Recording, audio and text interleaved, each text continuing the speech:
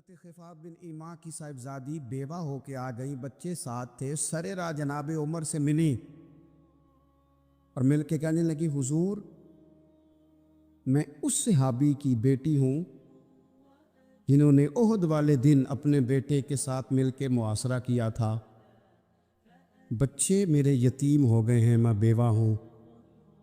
حضرت فاروق اعظم رضی اللہ تعالیٰ عنہ نے فہرست نہیں مانگی، خرچے کی ڈیٹیل نہیں مانگی، تم آنا فلانے سے ملنا، پرسوں 9 بجے آ جانا دفتر، یہ کوئی بات نہیں کی۔ حضرت عمر غور سے کھڑے، اس بیٹی کی بات سنی، چھم چھم سیدنا فاروق کی آنکھوں سے آنسو گرے، دوڑ کے گھر گئے، ایک اونٹ نکالا، وہاں سے مال غنیمت کا مال کے بھر کے 2 بوریاں، اور بوریوں میں کیا تھا؟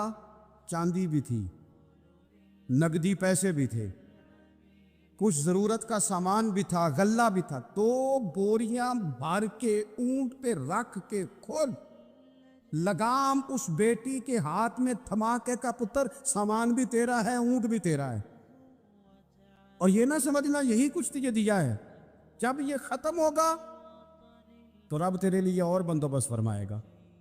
کیا مانا کہ ڈیوٹیاں لگا دی گئی ہیں، ہمیں پتہ ہے یہ سامان کب تک ختم ہو جائے گا، پیسے کب تک ختم ہو جائیں گے، تیرے لیے میں نے نئے حکم بھی جاری کر دیے ہیں۔ ایک شخص نے کہا حضور ایک بیوہ کو آپ نے کچھ زیادہ ہی نہیں دے دیا؟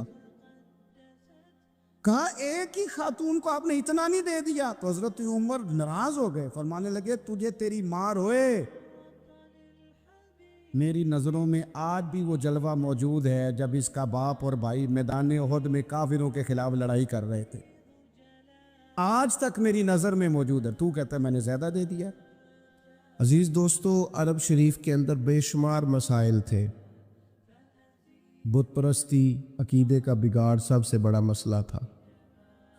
اس کے بعد پھر عورتوں پر ظلم ہے، غلاموں کو بیچا جاتا ہے، لوگ ایک دوسرے کے حقوق غصب کرتے ہیں، ڈھیروں مسائل تھے، اور صدیاں بیت گئیں۔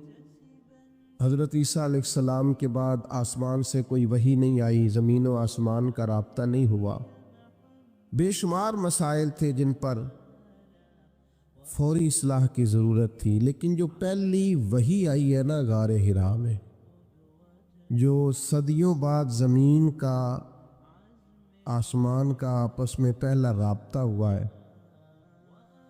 وہ نہ تو بظاہر عقیدہ توحید پر ہے، نہ عورتوں کے حقوق کی بات کرتی ہے، نہ غلاموں کی بات کرتی ہے۔ جو پہلی وحی نازل ہوئی ہے وہ وحی یہ کہتی ہے کہ اقرأ بسم ربک الذی خلق، پڑھو اپنے رب کے نام سے جس نے پیدا کیا ہے۔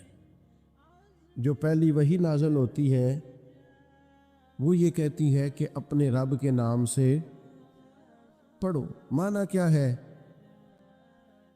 کہ پڑھو گے نا اللہ کے نام سے، کتاب و سنت کو پڑھو گے تو عقیدہ توحید بھی ٹھیک ہو جائے گا، عورتوں کے حقوق کی بھی سمجھ آ جائے گی۔ یہ جو سٹیج پہ دوست بیٹھے ہیں انہیں موبائل نہیں چلانا چاہیے، ان کے لیے تو بالکل درست نہیں ہے۔ اللہ سلامت رکھے آپ حضرات کو۔ توجہ تقسیم ہوتی ہے نا، سامنے والے تو آپ کو دیکھتے ہیں، توجہ تقسیم ہوتی ہے، آپ مہربانی فرمائے صرف سنیں، نیچے چلے بیٹھے ہیں، ان کا معاملہ ہو رہا ہے۔ بھائیوں، پہلی وحی جو نازل ہوتی ہے وہ علم کی بات کرتی ہے۔ تعلیم اتنی بڑی روشنی ہے جس کی وجہ سے سارے اندھیرے ہی ختم ہو جاتے ہیں۔ بعض اوقات نا اندھیرے زیادہ ہوتے ہیں اور اس اندھیرے کی وجہ سے موذی بھی زیادہ جمع ہو جاتے ہیں۔ کسی کمرے میں اندھیرا ہو تو سانپ بھی آ گیا، بچھو بھی آ گئے، چھپکلیاں بھی آ گئیں۔ اب اگر آپ اندھیرے میں ان سب کو مارنا چاہیں گے تو نہیں مار سکیں گے، ہاتھ نہیں آئیں گے، تکلیف ہوگی۔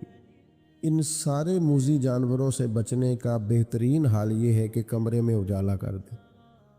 آپ کے لائٹ جلاتے ہی بہت سارے جانور تو ویسے ہی بھاگ جائیں گے، مارنے ہی نہیں پڑیں گے۔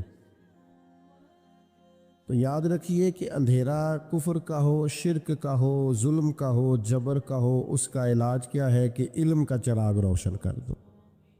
علم کی روشنی آپ کو پتہ ہے، جو جاہل پیر ہوتا ہے نا، وہ اپنے آستانے پہ مدرسہ نہیں بناتا۔ کیوں؟ کہ جو پرانے وڈیرے ہوتے تھے نا، اللہ ماشاءاللہ سارے نہیں، لیکن جو پرانے وڈیرے ہوتے تھے وہ اپنے گاؤں میں اسکول نہیں بننے دیتے تھے۔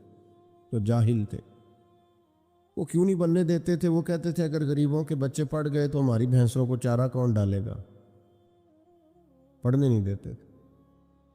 جاہل پیر اپنے آستانے پر مدرسہ نہیں بننے دیتا، اس کو پتہ ہوتا ہے اگر یہ بچے پڑھ گئے تو مجھے پیر کون مانے گا، میرا تو سودا ہی جہالت کی وجہ سے بکتا ہے، اگر یہ پڑھ گئے تو پھر مجھے تھوڑی مانیں گے، ان کو سمجھ آ جائے گی کتاب و سنت کیا کہتی ہے۔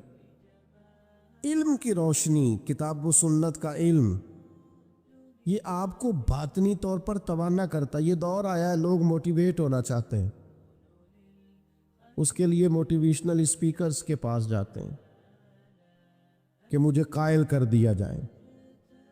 میاں بیوی کے باہمی معاملات ایک بہت بڑا اور اہم ایشو ہوتا ہے۔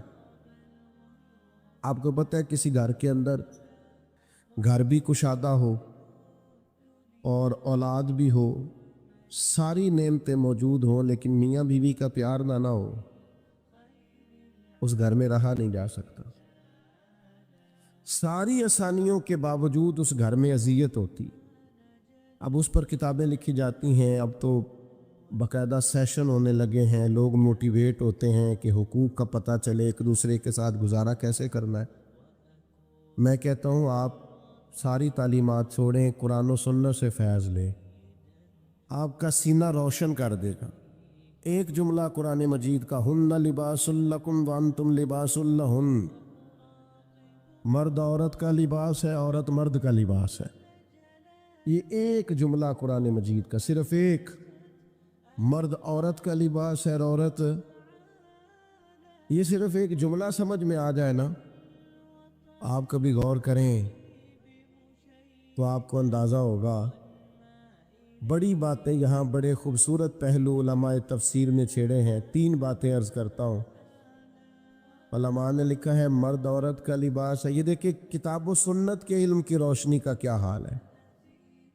مرد عورت کا لباس ہے اور عورت مرد کا لباس ہے۔ فرماتے ہیں پہلی بات یہ ہے کہ گرمی ہو یا سردی ہو، جسم کو موسم کی شدت سے لباس ہی بچاتا ہے۔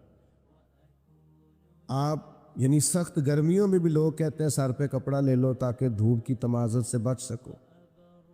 گرمی ہو یا سردی ہو، موسم کی شدت سے لباس بچاتا ہے۔ تو میاں بیوی بھی ایک دوسرے کو حالات کی شدت سے بچاتے ہیں۔ اس رشتے کی خوبصورتی ہے۔ پھر آپ یہ دیکھیں کہ بعض اوقات جسم پر دھبے ہوتے ہیں، عیب ہوتے ہیں، لباس پہن لیں تو سارے چھپ جاتے ہیں۔ معنی کیا ہے؟ میاں بیوی ایک دوسرے کے عیب چھپاتے ہیں۔ پھر انسان کتنا بھی خوبصورت کیوں نہ ہو، بغیر لباس کے خوبصورت نہیں ہوتا۔ اللہ کرے آپ کو سمجھ آئے۔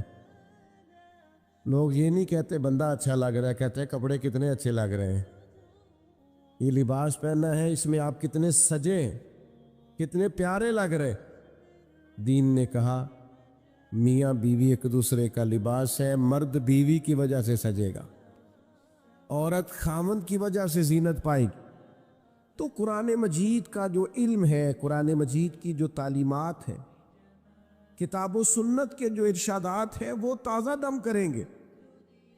جب تک امت قرآن مجید سے رہنمائی لے گی، جب تک امت قرآن مجید کی طرف رغبت کرے گی، حدیث پاک کی طرف توجہ کرے گی، یہ آسان زندگی گزارے گی۔ لیکن ہم نا برکت کے لیے تو قرآن مجید پڑھتے ہیں، نئی دکان شروع کرتے ہیں، لوگ تلاوت کراتے ہیں نا وہاں، کس لیے؟ تلاوت تو اس لیے کرانی چاہیے تھی کہ میں دکان اس طرح چلاؤں گا جس طرح قرآن بتاتا ہے، میں اس طرح تجارت کروں گا جو احکامات، اس لیے کرانی چاہیے تھی نا۔ لیکن عجیب فلسفہ ہے نا، قرآن پڑھایا جا رہا ہے دکان پہ، اور اگر کام سارے وہ ہوں جو قرآن مجید کی تعلیم کے مخالف ہے تو برکت آئے گی قرآن پڑھنے سے؟ آپ تجارت اس طرح کریں جو تعلیم قرآن ارشاد فرماتا ہے. آپ صرف برکت دیکھیں جی میں نے نیا مکان بنایا ہے تو قرآن پڑھا لو، کس لیے؟ آپ یہ بتائیں کہ آپ نے مکان اسی طرح بنایا نا حلال پیسوں کا جو قرآن بتاتا ہے. آپ اس میں زندگی اسی طرح گزاریں گے جو قرآن تعلیم دیتا ہے. تعلیم قرآن کے مطابق قرآن کہتا ہے یا ایھا الذین آمنوا قوا انفسکم واہلیکم نارا، اے ایمان والو خود بھی جہنم سے بچو اور اپنے گھر والوں کو بھی جہنم سے بچاؤ. یہ قرآن مجید گھر بتانے کا طریقہ بتاتا ہے کہ کوئی ایسا کام نہ کرنا جو دوزخ میں لے جائے. تم نے خود بھی بچنا ہے. حضرت عمر رضی اللہ تعالیٰ عنہ نے یہ آیت نازل ہوئی تو نبی کریم علیہ السلام سے پوچھا یا رسول اللہ اس کا معنی کیا ہے؟ خود بھی دوزخ سے بچو اور اپنے گھر والوں کو بھی بچاؤ، اس کا کیا معنی ہے؟ تو نبی پاک علیہ السلام نے فرمایا عمر اس کا معنی یہ ہے کہ جن چیزوں کا اللہ رسول تمہیں حکم دیتے ہیں تم اپنے گھر والوں کو ان چیزوں کا حکم دو، اور جن چیزوں سے رب رسول تمہیں منع کرتے ہیں تم اپنے گھر والوں کو ان چیزوں سے منع کرو. مطلب کیا ہوا کہ گھر اس طرح چلاؤ جو دین کہتا ہے. اپنے گھر کے اندر نظام وہ نافذ کرو جو قرآن و حدیث کا نظام ہے، جو قرآن و سنت کا پیغام ہے. لیکن لوگ تلاوت کرائیں گے گھر میں برکت کے لیے. قرآن کے مطابق گھر چلانے کی کوشش ہے. صحابہ کا یہ طریقہ تھا کہ قرآن و سنت کا جو حکم انہیں ملتا تھا اس پر عمل کرتے تھے.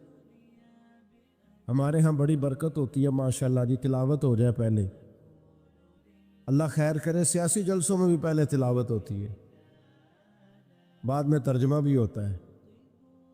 او خدا کے بندے ان سے پوچھ کہ تلاوت اور ترجمے کی حد، اور پتہ نہیں کس بیماری کا نام ہے جمہوریت، اور کس خاص افہیم کا نام لوگوں نے رکھ لیا ہے جمہوریت. نہ کسی جماعت میں ہے نہ کسی جگہ ہے، اور پتہ نہیں اسلام تو کسی جمہوریت کا قائل نہیں، اسلام تو خلافت کا قائل ہے.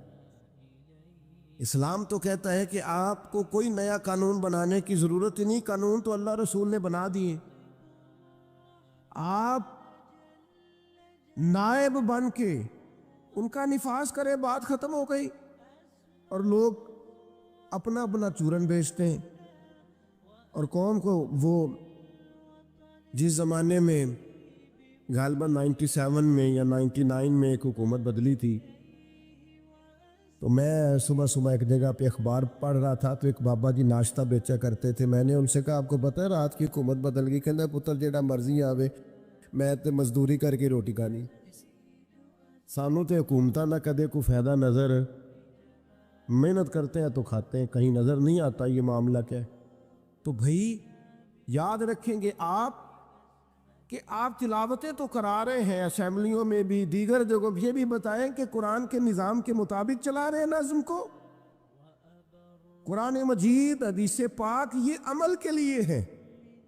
ہمارے ہاں جلسے ہوتے ہیں، کتنے گھنٹے کی تقریر ہوئی؟ 3 گھنٹے کی. کتنے گھنٹے کی تقریر ہوئی؟ 2 گھنٹے. کتنے گھنٹے کی تقریر ہوئی؟ 1.5 گھنٹے کی.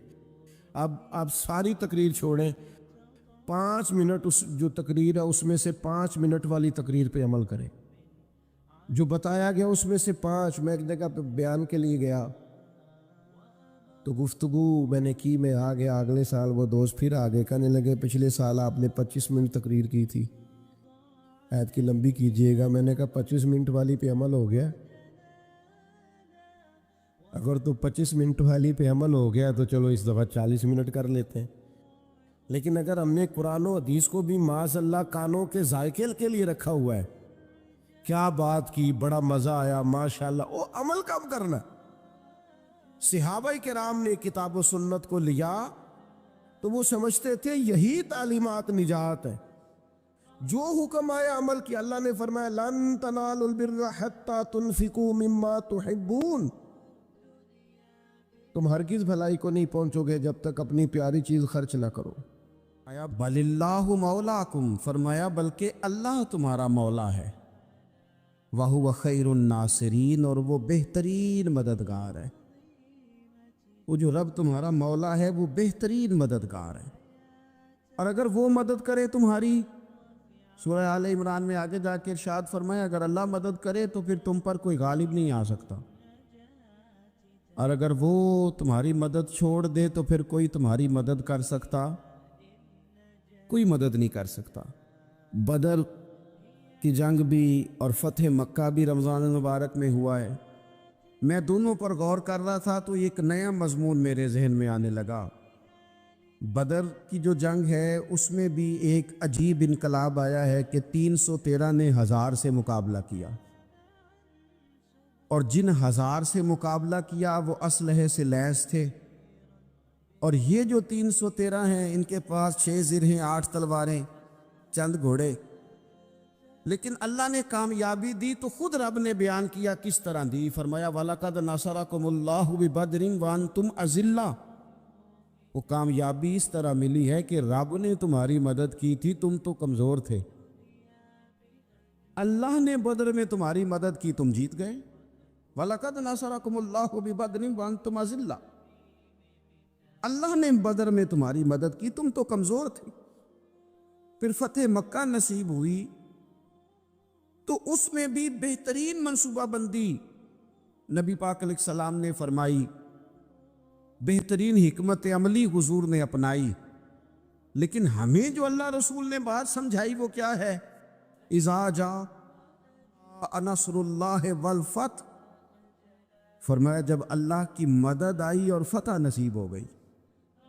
یہ اللہ نے مدد فرمائی تمہاری، یہاں بھی فتح مکہ بھی اللہ کی مدد سے، جنگ بدر بھی اللہ کی مدد سے۔ وہ جو مدد ہے اللہ تعالیٰ کی، جب وہ ہم یہ کرتے ہیں کہ ہم اپنی ساری زندگی سیاست کی نظر کر دیں، ہماری سیاست صرف ملک میں نہیں ہوتی، ہماری سیاست خاندان میں بھی ہوتی ہے، ہم گھر کے اندر بھی سیاست کرتے ہیں، ہم کسی خاص طریقے سے لوگوں کو اپنے پیچھے چلانا چاہتے ہیں، ہم ایک خاص اسلوب اختیار کرتے ہیں کہ لوگ ہمارے پیچھے چلیں۔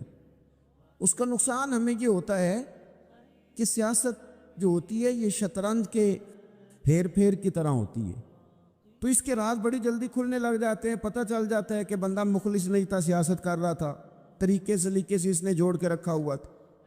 ہم ہر جگہ سیاست کے بل بوتے پر چیزوں کو لے کے چلنا چاہتے ہیں، سیاستیں ناکام ہو جاتی ہیں، سیانے لوگ فیل ہو جاتے ہیں، بچتا صرف وہی ہے جس کے پیچھے رب تعالیٰ کی مدد شامل حال ہوتی ہے۔ اپنی زندگی کے اندر ہم جو کچھ بھی کر رہے ہیں، جس شعبے سے بھی ہمارا تعلق ہے، آج ہم نے اس بات پہ غور کرنا ہے کہ پہلے تو یہ غور کر لیں کہ جو کام ہم کر رہے ہیں کیا وہ کام ایسا ہے کہ اس میں اللہ کی مدد ہمیں ملے گی؟ اگر آپ کوئی معاذ اللہ ناجائز کام کر رہے ہیں، فعل حرام کا ارتکاب کر رہے ہیں، تو اس میں تو مدد الہی آئے گی نہیں۔ پہلے تو یہ دیکھیں جو کر رہے ہیں وہ کام مدد الہی والا ہے، اور اگر اللہ تعالیٰ کی مدد والا وہ کام ہے پھر اس پر غور کریں کہ کیا ہم نے مالک سے مدد کا سوال کیا ہے، ہمیں مدد میسر آ رہی ہے۔ وہ میں نے بزرگوں سے ایک بات سنی تھی، وہ بڑی یاد رہ گئی۔ وہ فرمایا کرتے تھے قابلیت بھی بڑی چیز ہے لیکن قبولیت سب سے بڑی چیز ہے۔ قابل ہونا بھی بڑی بات ہے لیکن زیادہ بڑی بات یہ ہے کہ اس کی بارگاہ میں قبول بھی ہے کہ نہیں۔ اپنی زندگی میں اللہ کی مدد کی طرف بڑھیں، مالک کی مدد کا حصول اختیار کرنے کی کوشش کریں، اللہ کے ساتھ اپنے آپ کو جوڑیں۔ اگر اللہ کی مدد نصیب ہو، یہ جو ہم جتنا ڈرتے رہتے ہیں، سہمے رہتے ہیں، پریشان رہتے ہیں کوئی کیا کر دے گا، ہمارے ہاں نا ہر شعبے میں معاذ اللہ ایک مافیا ہے، الا ماشاء اللہ۔ وہ مافیا کہتا ہے میرے ساتھ ملو گے تو میں چلنے دوں گا ورنہ میں نہیں چلنے دوں گا، مارکیٹ میں آ ہی نہیں سکتا فلانا بندہ کیونکہ یہاں ہمارا قبضہ ہے۔ اور میرے بھائی پھر بہت سارے لوگ جن کی نیتیں اور ارادے بڑے اچھے ہوتے ہیں شروع میں، وہ بھی اس مافیا کا شکار ہو جاتے ہیں اور ان کے رنگ میں رنگ جاتے ہیں۔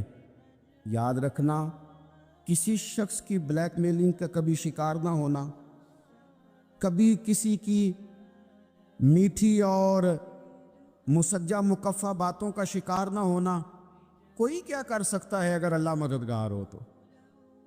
جس کو رب کریم اٹھانا چاہے اسے کوئی گرا سکتا ہے؟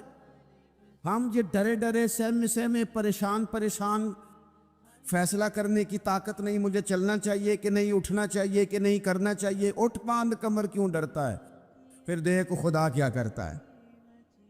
حضرت عبداللہ ابن عباس فرماتے ہیں میرے نبی پاک علیہ السلام نے میری تربیت فرمائی، حضور نے میری تربیت فرمائی، اور محبوب پاک علیہ السلام نے فرمایا عبداللہ یاد رکھنا، یہ نوجوان دوست میری بات لکھ لیں، پریشان لوگ میری بات لکھ لیں، جن کے پاس قوت فیصلہ نہیں وہ اس بات کو لکھ لیں۔ حضرت عبداللہ ابن عباس فرماتے ہیں میرے نبی پاک علیہ السلام نے مجھ سے فرمایا تھا عبداللہ سن، اگر ساری دنیا مل کے تیرا کوئی نفع کرنا چاہے کر نہیں سکتی جب تک میرے رب کی رضا نہ ہو، اور فرمایا ساری دنیا مل کے تیرا کچھ بگاڑنا چاہے تو عبداللہ بگاڑ نہیں سکتی جب تک رب کریم کی حکمت کا تقاضا نہ ہو۔ لوگوں سے ڈرنا، لوگوں کی طرف دیکھنا، ماحول دیکھ کے اپنے راہ کا تعین کرنا، ہر بندے کے خیالات کے مطابق ڈھلنے کی کوشش کرنا، فلانا نہ ناراض ہو جائے، فلانا نہ ناراض ہو جائے، وہ جس نے ہونا ہو جائے، بس رب رسول ناراض نہ ہو۔ اپنی زندگی میں اپنے مالک کو مولا جان کے، بل اللہ مولاکم، اللہ تمہارا مولا ہے، وَهُوَ خَيْرُ النَّاصِرِينَ، وہ بہترین مددگار ہے۔ توجہ جب بھی کریں رب کی جانب کریں، اپنے دل کا قبلہ درست رکھیں، سوچوں کے زاویے سیدھے رکھیں۔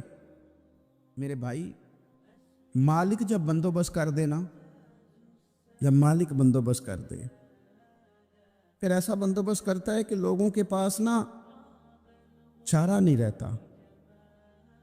حضرت مریم رضی اللہ تعالی عنہا پاک باز تھی، مسجد میں رہی تھی، پر مالک کی حکمت کے تقاضے بڑے عجیب ہیں نا۔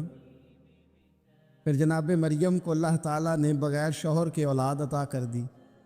یہ بات یہ ایسی تھی، کسی نے کہا تھا کہ مخلوق تو فنکار ہے اس درجہ کے پل بھر میں سنگے در کعبہ سے بھی اصنام تراشے، تم کون ہو کیا چیز ہے داغ کبابی، لوگوں نے تو مریم پہ بھی الزام تراشے۔ تو لوگوں نے کہا کدھر سے لے آئی بچہ، تیرا باپ تو ایسا نہیں تھا، کہاں سے لے آئی؟ اللہ کرے میں آپ کو سمجھا سکوں، ذرا اپنے آپ کو وہاں کھڑا کریں کہ ایک پاک باز عورت، پاک باپ کی بیٹی، طیب ماں کی بیٹی، اور اللہ کے گھر میں پرورش پانے والی خاتون، ایک وہ وقت اور ایک یہ وقت کہ اس عورت کو کٹہرے میں کھڑا کر کے پوچھا جا رہا ہے کہ معاذ اللہ تیری گود میں بچہ جائز نہیں ہے، کہاں سے لائی ہے؟ اب خود سے صفائیاں بندہ کتنی کو دے، کتنی کو وضاحتیں کرے۔ اور میں نے تو اپنی زندگی میں دیکھا ہے زیادہ وضاحت دینے والے کو بھی لوگ جھوٹا سمجھنے لگ جاتے ہیں، زیادہ وضاحت دینے پر بھی لوگ کمزوری کا اظہار سمجھتے ہیں کہ کمزور پڑ گیا۔ آپ صلح کی کوشش کرتے ہیں، سامنے والا بزدل سمجھ لیتا ہے، زیادہ وضاحتیں بھی کمزور کر دیتی ہیں۔ اب حضرت مریم کو کٹہرے میں کھڑا کر کے کہا بچہ کس کا ہے؟ تو پھر خدا بندوبست جب کرے، اللہ جب مددگار ہو، تو پھر حضرت مریم کی گواہی درختوں سے نہیں دلوائی، اس نے پتوں سے نہیں دلوائی، پھر فرشتے نہیں بھیجے۔ حضرت مریم کہنے لگی مجھ سے نہ پوچھو، وہ جو پنگوڑے میں ہے اسی سے پوچھ لو، ان سے پوچھو نا، وہ کون ہے پوچھ لو، ان سے کر لو سوال۔ انہوں نے کہا پنگوڑے میں چند دنوں کا بچہ یہ جواب دے گا؟ مددگار تھا رب، ان کی برات کا اعلان کرنا تھا مالک نے، اور جب مالک اعلان کر دے، جب مالک تیری صفائی دینا چاہے، جب مالک تجھے دنیا کے سامنے نکھارنا چاہے، تو پنگوڑے میں لیٹے حضرت عیسیٰ بول کے کہنے لگے انی عبد اللہ آتانی الکتاب، فرمایا میں اللہ کا بندہ ہوں، رب نے مجھے کتاب عطا کر کے نبی بنا کے دنیا میں بھیجا ہے۔ میں اللہ کا بندہ ہوں، کتاب لے کے آیا ہوں، نبی بن کے آیا ہوں۔ پھر پنگوڑے سے اعلان ہو گیا، پھر بچہ بول پڑا، اور یہ ایک دفعہ نہیں بات ہوئی۔ یہ بنی اسرائیل میں ایک جریج نام کے شخص بھی تھے جو نماز پڑھ رہے تھے، بعض نے لکھا ہے نفل نماز تھی، اماں نے پکارا تو آئے نہیں، تو ماں کے منہ سے نکل گیا تو اتنی دیر تک مرے گا نہیں جب تک کسی بے حیا عورت کا منہ نہ دیکھ لے۔ تو وہ عبادت گزار تھے، لیکن لوگوں نے ان کی عبادت، ریاضت، پرہیزگاری کو نہیں دیکھا، بس ایک عورت کو بھیج کے الزام لگوا دیا۔ وہ عورت آیا جایا کرتی تھی، اب آ جاتی ہیں عورتیں، مسئلہ پوچھنے کی نیت سے بھی آ جاتی ہیں۔ ماحول میں کچھ جگہ ایسی بھی ہیں جہاں عورتیں دم کرانے کے بہانے آ جاتی ہیں۔ وہ خاتون آتی جاتی تھی، اس خانقاہ پہ، آستانے پہ، یہ بخاری میں موجود ہے، پھر اس نے کہا میری گود میں جو بچہ ہے یہ انہی کا ہے۔ مجھے بتائیں کیسے بندہ وضاحت دے؟ حالات خراب ہو گئے، لوگ کٹیا جلانے لگے، ماحول اور طرح کا بن گیا۔ میرے نبی پاک علیہ الصلوۃ والسلام فرماتے ہیں پھر اس رب کے بندے نے کہا مالک تو کریم ہے، تیری مشیت کا تقاضا آیا جو میری ماں نے جملے بولے تھے، پر اب میں وضاحت دینے کے قابل نہیں رہا، اب تو ہی کرم کرے گا تو دروازہ کھلے گا۔ تو وہ چند دنوں کا بچہ پنگوڑے میں بول کے کہنے لگا میں اس درویش کا نہیں، میں تو فلانے چرواہے کا بچہ ہوں، وہ جو بکریاں چراتا ہے۔ رب کی مدد کو پکارے، اپنے ساتھ اپنے مالک کی مدد کو شامل کریں، تھوڑے رزق پر بھی گزارا اچھا ہونے لگ جائے گا۔ سارے لوگ آپ کو گرانے کی تدبیریں کر رہے ہوں گے اور مالک آپ کو عزتیں عطا فرما دے گا، اس کی بارگاہ سے حکمت کا تقاضا اور ہو جائے گا۔ ہم نے ساری زندگی لوگوں کو راضی کرنے میں گزار دی، ساری زندگی بڑھاپا آ گیا بچوں کو پالتے، اور بچوں نے آخری عمر میں کہہ دیا ابا اگر کوئی ڈھب کا کام کر لیتے تو آج ہمارے دن بھی پھر نہ جاتے۔ ساری زندگی گزار دی بہن بھائیوں کو راضی کرنے میں، ساری زندگی گزار دی ذمہ داریاں اٹھانے میں، ان کو 99 دفعہ دیا، ایک دفعہ نہیں دیا تو انہوں نے کہہ دیا تو نے تو کبھی دیا ہی نہیں، تو تھا ہی نہیں۔ ساری زندگی محلے داروں، علاقے والوں کو راضی کرنے میں گزار دی، اور میں نے ایسے لوگ بھی دیکھے دین کے لیے وقت گزارا، لیکن جب بڑھاپے میں دانت کام نہ کرتے تھے تو وقت کے مفتیوں کو بھی مسجدوں کی کمیٹیوں نے کہہ دیا اب آپ کی سمجھ نہیں آتی، ہم نے خطیب کو یور رکھنا ہے، نہ دیکھو دنیا کی طرف، دنیا رلا دیتی ہے، نہ راضی کرو بندوں کو، بندے تھکا دیتے ہیں، نہ پیچھے بھاگو ہر وقت دنیا داروں کے، یہ انسان کو کمزور کر دیتے ہیں، وہ تو کریم ہی بڑا ہے، 2 آنسو زمین پر بعد میں گرتے ہیں، بندے کے گناہ سارے پہلے معاف فرما دیتا ہے۔ اللہ کی مدد کا حصول، اپنے مالک کی مدد کی طرف بڑھنا، آپ کو بدر کی جنگ بھی یہی درس دے گی، آپ کو احد کا میدان بھی یہی سبق دے گا، فتح مکہ بھی یہی سبق دے گا۔ میرے دوستو، جب رب مدد فرمائے، جب اللہ مددگار بنے، دوستوں سے ایک بات اکثر کرتا ہوں، میں کہتا ہوں کہ جتنے درد سے آپ امیر کو اپنی کہانی سناتے ہیں نا، اور جس طرح آپ کے آنسو بات کرنے سے پہلے گر جاتے ہیں کہ غریب ہیں، بچیاں ہیں، کاروبار نہیں، او میرے سنگیو، اس سے آدھے آنسو اپنے رب کی بارگاہ میں بکھیرو، اس کے حضور عرض گزار ہو جاؤ، اس سے طلب کرو۔ ایک وقت انسان پر زندگی میں ایسا آتا ہے کہ اسے یوں محسوس ہوتا ہے کہ میرا سایہ بھی ذرا سا پیچھے ہٹ گیا ہے، اسے یوں لگتا ہے کہ میں کسی سہارے پہ ہاتھ ڈالتا ہوں تو وہ بھاگ جاتا ہے مجھ سے، لیکن مالک کی بارگاہ ایسی عظیم بارگاہ ہے، رب رسول کے آستانے اتنے بڑے ہیں کہ آپ جب وہاں کشکول طلب دراز کرتے ہیں تو جھولی پھیلانے میں دیر لگتی ہے، ان کو بھرنے میں تو کوئی دیر نہیں لگتی۔ ہم نے اپنا سوچ کا قبلہ ہی دنیا کو بنا لیا ہے۔ یہ جو اللہ والوں کی مدد ہے یہ تو اللہ ہی کی مدد ہے، لیکن یہ جو سیٹھوں کی طرف توجہ کرنا، نوابوں کی طرف توجہ کرنا، دنیا داروں کی طرف توجہ کرنا اور اپنا مزاج اس طرح کا بنا لینا، یارو گردن کو جھکا دیتا ہے خیرات کا پتھر، جہاں میں مانگنے والوں کے سر کبھی اونچے نہیں ہوتے۔ اور اقبال کہتے ہیں غیرت ہے بڑی چیز جہان تگ و دو میں، پہناتی ہے یہ فقر کو تاج سردارا۔ میں عرض کروں گا کہ اپنی آپ جب توجہ کا قبلہ اللہ رسول کو بنائیں گے تو رب فرماتے وَيَرْزُقْهُ مِنْ حَيْثُ لَا يَحْتَسِبُ، میں نہ تجھے وہاں سے رزق دوں گا جہاں سے کبھی تیرا گمان بھی نہیں کیا ہوگا، کہ یہاں سے بھی مل سکتا ہے، تو نے سوچا بھی نہیں ہوگا۔